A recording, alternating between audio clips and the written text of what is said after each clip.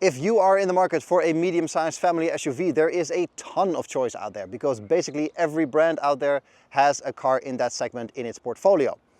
My name is Peter, this is an Autoke Fuel video, and today we are looking at the Jeep Compass, who is also competing for your hard-earned money in that medium-sized family SUV category. And for Jeep that's maybe even harder because not only are the external brands a threat, but also internally this is a car that shares its technical underpinnings with the Opel Grandland, Peugeot 3008 and Citroën Aircross, for example. But at the same time, Stellantis does allow its brands to put their own DNA stamp on the technical underpinnings. So in this video we're going to have a look at this Jeep Compass and see if they pull it off.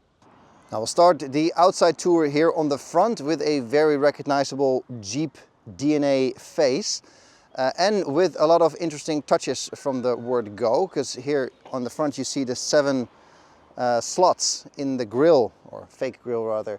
That of course is a wink to the past of Jeeps of yesteryear, and there is a lot of small touches like this down here. It's in the wheel here on the side too. Over there, there are some graphics here. All those little touches are sort of little Easter eggs from the designers to point to the heritage of Jeeps from before. Now I'm sure if you're a hardcore Jeep aficionado, all those things are a lot of fun that you want to discuss with your buddies, but for me personally, I think it's a bit much. You know, 1 or 2 interesting sort of winks to the past, fine, but there's so many in the car, around the car, on the outside, in the design, in the paintwork and little logos. Wow, it's a bit much for my taste. I prefer a cleaner aesthetic that way. But like I said, if you like that Jeep heritage and you like those little things, then you're gonna have a blast with the Easter eggs in this car. So here on the front we have that fake grille up there with the daytime running LEDs on top of it as well. If you go a little bit further down, we have some cooling louvers down here to provide the battery with a little bit of fresh air. All around I think it's a nice and chunky rugged design. So that is, you know, well done from the word go. Interesting point to make here is that the bumper here and also around the wheel arches over there is all shiny black plastic, and that's not an issue in itself. But we recently drove the Toyota BZ4X Touring, which had a lot of sort of active lifestyle capabilities, and they deliberately chose to go for matte plastic around those areas for a little bit better durability and a little bit less scratch sensitivity. So it's interesting that Jeep stuck with the shiny plastic, because this car of course also has some activity and off-road and off-trail kind of DNA in the name to begin with, but also in the vehicle itself. So interesting choice. Here down the side of the car we can see 20-inch rubber and rim combination, which I think looks pretty okay. And I think in general this sort of gray-black color scheme is a good sort of chic color for this car. A little bit over 4.50 meters long, so not too big, but a lot of space on the inside, as we'll see in a bit. So it's the perfect blend of good usability and practicality on the inside without a penalty on the outside. So I quite like that. And I think overall the design works pretty well. You can see if you squint a little bit that the family shared platform is apparent, obviously in the size and the shape of the vehicle, but I think they made this boxy look work really well. Here on the left rear we have the charging port, which is an excellent spot to get the juice to the 74 kilowatt-hour battery. Charging can be done with 11 kilowatts at home of course, and 160 kilowatts of fast charging, which is not the last word in blazing charging speed, I have to say, but Jeep claims 20, not 10, 20 to 80% in about half an hour. So not super pushing the envelope, but acceptable and very usable. Here in the rear, I think another nice design, and nothing too offensive or spectacular, but it works really well. You can see the illuminated Jeep logo here, which again is a telltale sign from the underlying platform, because Opel has it as well, for example. But it's nice, it looks good, blocky, square stance, I quite like it. And we have a windscreen wiper, albeit a little one, as you can see compared to my hand, and also the area that it cleans is quite small, but nevertheless it keeps your window droplet free at least. What is not so droplet free is this slot here to open the boot. You will always get dirty hands here, and this is just road grime, so not ideal, but okay. Opening the boot up, we reveal 550 liter of space in a very nice square shape. I think that this works really well and is also very practical and usable. Down here you can see the charging cable poking through already, and a lot of extra underfloor storage. I think you can probably fit a spare wheel here. Charging cable, some tow eye. emergency kit, all that good stuff fits in here, no problem. And you still have this very usable space left. Which of course is key, because as a family SUV, this car has to be able to do it all. And a big boot obviously goes a long way in providing you with a lot of flexibility. This is a car that you're going to take on holiday, ski trips and so on, which you can do with the range that you have, about 500 WLTP kilometers, in reality 450-ish. You have good range, and with a boot this size you can basically fit you and your whole family in there. So that's great and very practical, making this an excellent all-rounder. So yeah, that is the Jeep on the outside at least. This Compass works really well. I think it is a good size and an overall good looking car. I think if you're into this kind of sort of blocky shape and a little bit of that Jeep DNA Easter egg heritage, that you're going to be very happy having this on your driveway. And I think all around the Jeep designers have done a good job in making this very recognizable as a Jeep without going too far over the top and still making it look nice and modern. Obviously a little tour through the cockpit of this Jeep Compass, and it is quite a nice cockpit, I can summarize already. It's really interesting, just like on the outside, how they have managed to give this its own character and look and feel, despite the fact that the underlying platform is shared. I think Jeep has done a pretty good job in here. A few things to note from the get-go. It's very gray in here, as you can see. I didn't count them, but a lot of different versions of gray. That is a little bit boring, but on the other hand, it also looks very sleek and streamlined, I guess. It is not claustrophobic in here because we have a large panoramic roof that gives you more than enough light in here. There is a cover to close it off if the sun gets too bright, or if it gets too warm in here, you can also open it up.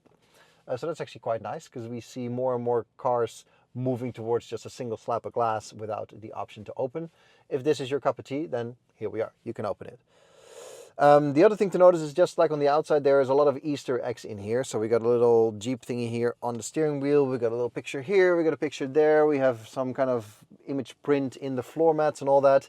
And just like on the outside, it is not for me, to be honest. I mean, I'm sure if you're deep into Jeep history, it's all like lots of fun. But for me, no, and not necessary as far as I'm concerned. It is very practical in here. There's a lot of extra storage, like this shelf up here. There's a little cubby shelf here. The door bins are big. There's storage underneath here with this split opening that goes quite far down. So there is a lot of volume here where you can put stuff. They claim over 30 liters, which I haven't measured or calculated, but I believe them. So yeah, it's very practical, and it's a very nice place to be in general. It's also an interesting mix of analog and digital. So we have the big screen in the middle, we have a big driver's display, but we still have a lot of physical controls on the steering wheel, the windows, shortcut buttons, stalks, and manual ventilation adjustment. So that's also a nice mix of digital and analog that works really well. When we look here at the door, we have normal buttons for the windows, normal joystick for the mirrors. Excellent start. Those mirrors are not very big though. They feel like they belong on a smaller vehicle. I mean, it's not an enormous car, but it's certainly not a small car. So I would have liked to see the mirrors slightly bigger on the outside. And the same goes on the inside. I can see through the car perfectly fine. I can see the whole rear window, but a slightly larger mirror would befit this car. And the driving position itself also invites you to look outside a lot, because you sit a bit higher, you have this long, high bonnet above you, and you do want to look around the car properly. So bigger mirrors are always appreciated as far as I'm concerned. Back to the door though, the door handle is vertical and quite shallow. I can only put the tips of my fingers in there because it is closed on the back. I'm not really sure why. You know, for that chunky feel you want to stick your whole hand through, I think. But at least there's a normal door handle to open it, so that's nice, not a button or anything. And then there's the door bin, which is spacious enough for, you know, a hammer and a bottle fits no problem as well, but it is not lined, so it is quite scratchy and noisy. So that's something to note. There is some cup holders here in the middle, by the way, but we get to that in a second. The steering wheel is a squircle, a square circle, which is something I don't really like, and the same goes for this car. I prefer a circle, just as my personal preference. It is cut off on the corners though, so it does still sort of slide through your hands on roundabout, so it's not the end of the world. And it has real buttons on the side. Left for your cruise control, right for your media and your systems. Absolutely great, but it is one slab of plastic, so it's not individual buttons, but of course you can press the individual areas. Behind the steering wheel, 2 flippers for your regen braking. If you want to adjust that on the fly, for example, when you get off the highway, you want a bit of extra regen to get some energy back in the battery, you can do so. For me personally, if you follow this channel, I don't like these things because I think it's a bit redundant. You try it out for 2 days when I test the vehicle. But personally, I have them on the lightest setting at all times because I like to roll with the car and roll with traffic and have a always predictable amount of regen braking, and yeah, I don't need to flipper around and change that. But if you do like that, it is here. Normal stocks for the indicators and the lights on the left and your wipers on the right, business as standard, so that is good. Driver's display through the steering wheel. So not like Peugeot does it with the display further down where you have to look over your steering wheel. Here it is traditionally through the steering wheel, and it's also quite deep in the dash. So you never get any sun or anything on there, so that's nice. And it is a nice display. It shows you all your basics from your speed to your state of charge, to your range, to your energy flows. And of course you can flip through a few things with your navigation, your consumption, and whatever it is that you like to see there. So that's good. Working together with the main screen here in the middle. Now that screen is interesting because it's a horizontal screen, very much like Opel has, for example. And it is actually great to use. I mean, I always rave on about the Chinese systems that are blazing fast and the Tesla systems, you know, the big slabs on your dashboard. This is horizontal, which is different, but it is fast, it's clear to read, it does everything you want, from your navigation to your ADAS to your apps and everything you might need here, with a bunch of shortcuts underneath the screen that you can actually press. So if you want to go to your car menu right away for your ADAS systems, it's right there. If you want to go to your apps, it's right there. You want to go to your ventilation. Very nice that you can have those shortcuts to get there straight away. Once you get there though, the menus can be, they're stacked a bit much. So if I'm in the ventilation menu now, there's 4 options here on the left for individual things to adjust. So that can be a bit cumbersome sometimes when you're driving. But overall, most of the stuff that you need is under one touch and you're there. So that's good. Manual ventilation throughout the whole car, so that is excellent as well. You still can change things like the temperature, for example, in the screen, but that is fine. Those things are also on the side, on the home screen, for example. So that's all well done. Then we get to the middle tunnel. We have a deep bin here in the front that we can also close. But if you close it halfway, then you bump into your bottle in the cup holder. So if you want to close that off too, you have to take your bottle out. And then you end up with this sort of shelf with your storage underneath, which is nice, closed off. Nobody can see what's in there. And you can also just chuck things on here if you prefer. 2 USBs, one with your system connection and one with charging. And then the rest of the center tunnel is nice and clean. So we have a big wireless charging pad here with the Jeep logo. Handbrake, your drive selector dial, so you have to turn this to get a direction and you press it for P of parking. And here in anodized red you have your terrain selection toggle. So if I toggle this, I can go from sand and mud to snow to auto to sport, and all those things change things with the traction control and the way the power is delivered in order to give you a bit more feel with the car and a bit more options, also with the steering weight, for example. Interestingly, there's no individual mode that I could find, so not really sure why. And I also don't really think it makes that much difference that you're not going to get off a snowy mountain unless you put it in the snow mode. But it does add in a little bit into the Jeep sort of adventure philosophy that you can change those things. So that is nice, I suppose. Here, under the armrest, the extra storage, like I mentioned, and that is basically the whole cabin. The seats deserve special mentioning because I often complain about those. Here, they're very comfortable, very easy to find a good position, electrically adjustable all around. And I also fit because the side support bolsters here are very low. You can see they're only up till here, meaning that the rest of my enormously broad shoulders can easily hang over the sides without any issues. So that's fantastic. And also the headrest is nice and broad for comfortable cruising. And comfortable cruiser it certainly is because it's quiet in here, as we'll see when we start driving in a bit. And it's overall, it's a pleasant place to be. They've done the design of this cabin quite nicely. And the materials are fine too. Everything you touch is soft enough. And when you go a bit further down, things do get a bit hard and scratchy, but you can forgive it that.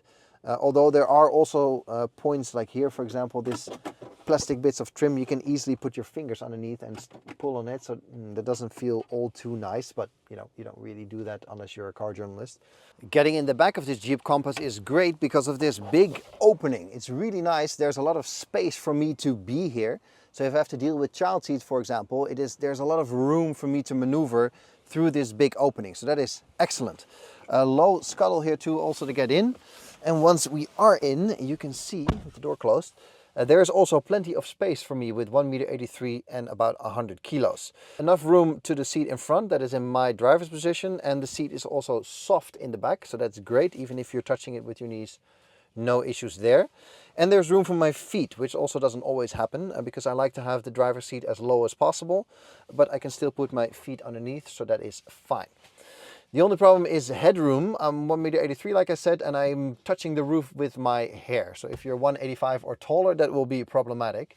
And you can also see that the corner of the panoramic roof is right above me. So it's not even that I can, when the rollos open like this, get the extra height here. That's about this much space extra. I have to sit forward and to the right a little bit to get headroom there, which of course is not comfortable.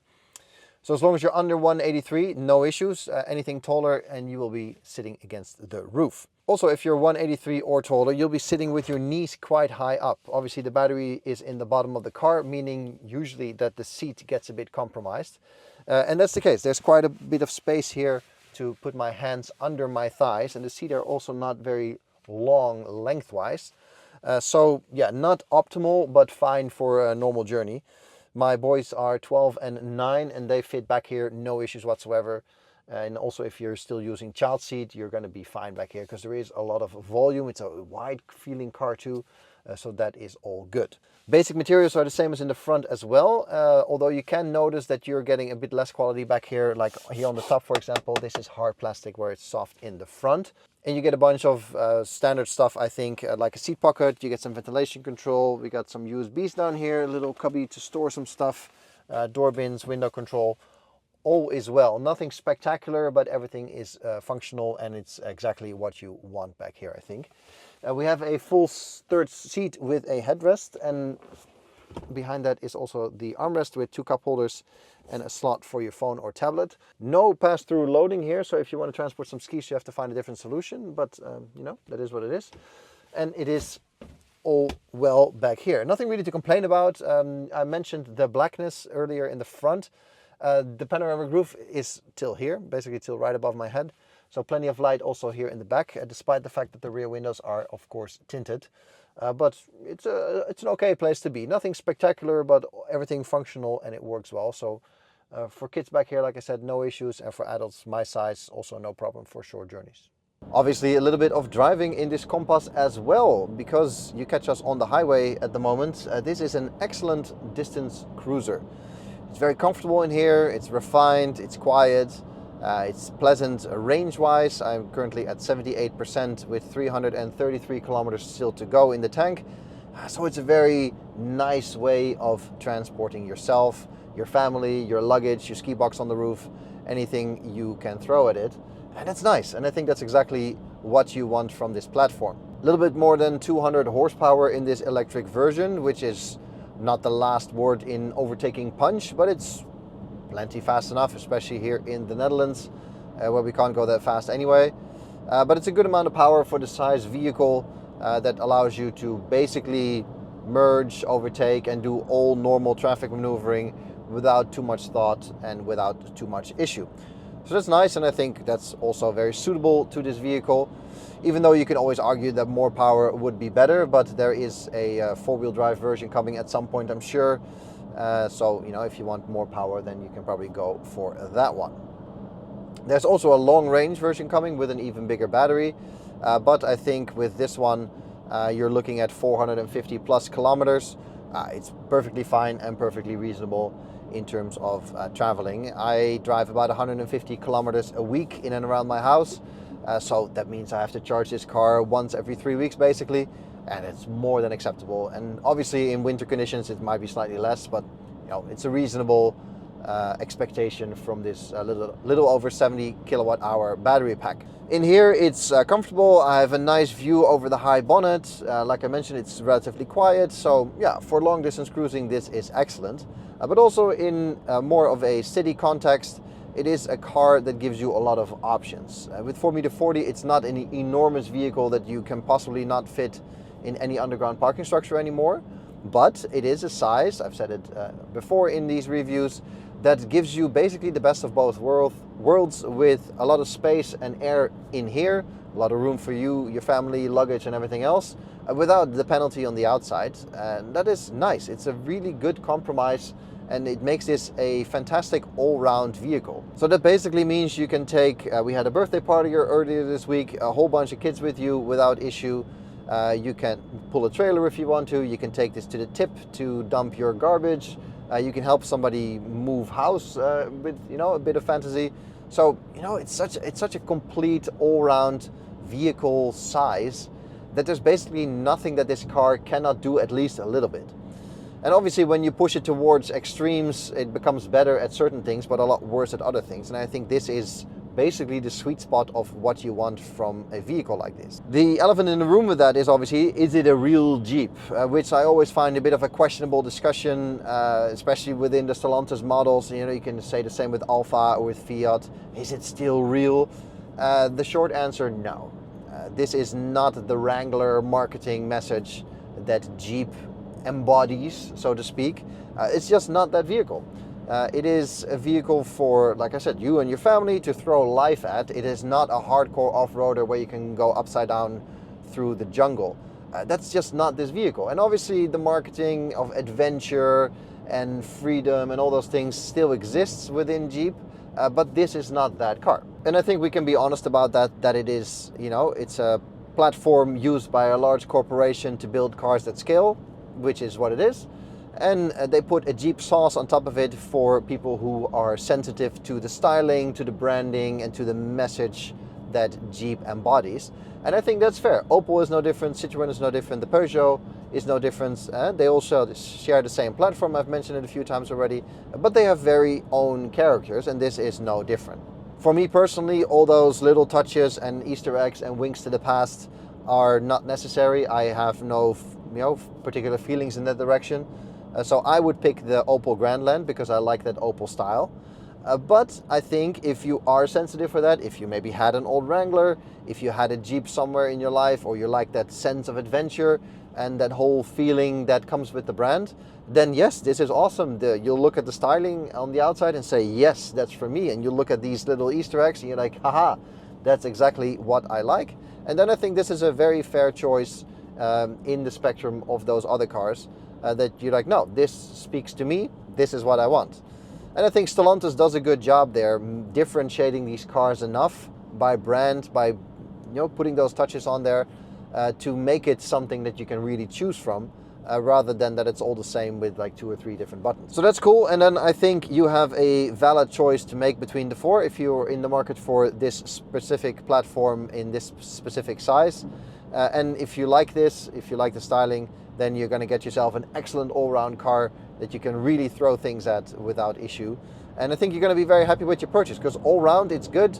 If you have the right expectations with this not being a hardcore off-roader or anything, then it's nice, and everything here works very well. It's comfortable in any situation. The week that I've been driving this car now, it's been a pleasure to drive it around town. Like I said, throw a birthday party in, everybody happy. And I think that's a strong package all around. So that is all I got for you in this video. Let me know which one from the 4 you would pick, and if you think this is still a real Jeep, or if that's a redundant discussion altogether. For now, thank you very much for watching. Give it a thumbs up, and a sub to the channel, of course, is always appreciated. And I'll catch you guys in the next one. Cheers!